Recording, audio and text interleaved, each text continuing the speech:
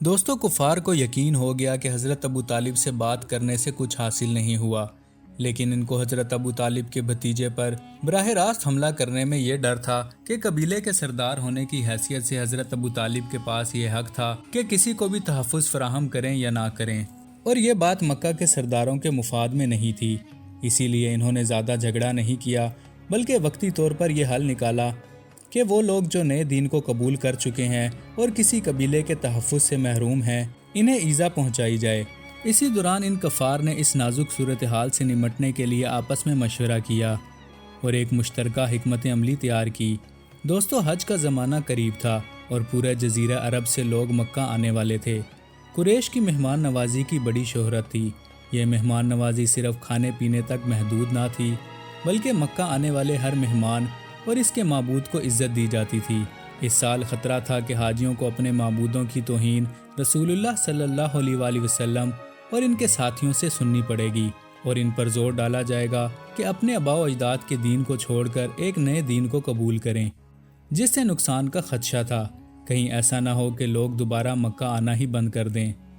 یہ نہ صرف تجارت کے لیے نقصان دہ ہوتا، بلکہ قریش کی جو عزت حرم کی وجہ سے تھی، اس پر بھی داغ لگتا۔ اس سے بھی زیادہ برا یہ ہو سکتا تھا کہ تمام عرب قریش کے خلاف متحد ہو کر انہیں مکہ سے نکال باہر کریں اور کسی اور قبیلے یا قبائل کو وہاں لا بسائیں، کیونکہ قریش اس سے پہلے قبیلہ خزاع کے ساتھ ایسا کر چکے تھے، اور خزاع نے بھی بنو جرم کے ساتھ یہی کیا تھا۔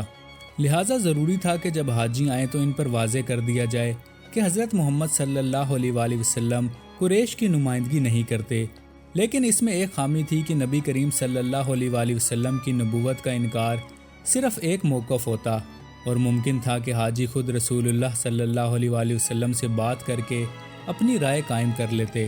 اسی لیے محض نبوت کا انکار کافی نہیں تھا، بلکہ کچھ اور بھی کہنا ضروری تھا۔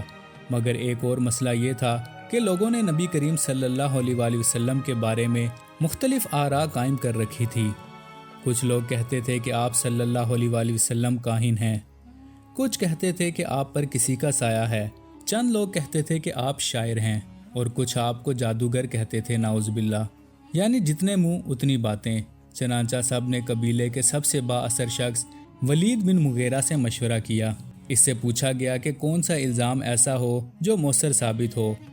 ولید نے تمام الزامات کو مسترد کر دیا اور کہا کہ یہ نشانے پر نہیں لگتے، لیکن دوبارہ غور کرنے کے بعد اس نے فیصلہ کیا کہ اگرچہ یہ شخص یقینی طور پر جادوگر نہیں ہے، مگر ایک بات ایسی ہے جو جادوگر میں بھی ہوتی ہے۔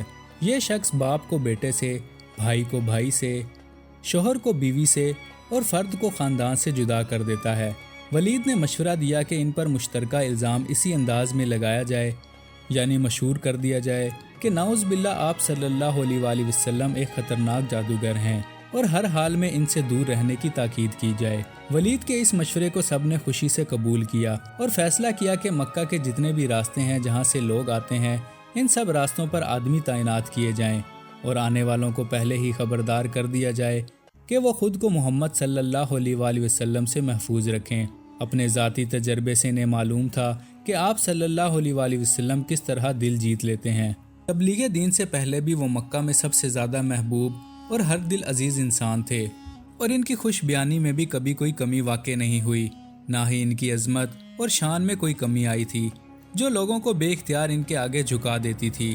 ان لوگوں نے اپنے منصوبے کو بڑے جوش و خروش سے نافذ کیا، لیکن کم از کم ایک موقع پر انہیں شروع ہی سے سخت ناکامی کا سامنا کرنا پڑا۔ مزید ویڈیوز کے لیے چینل کو سبسکرائب کریں۔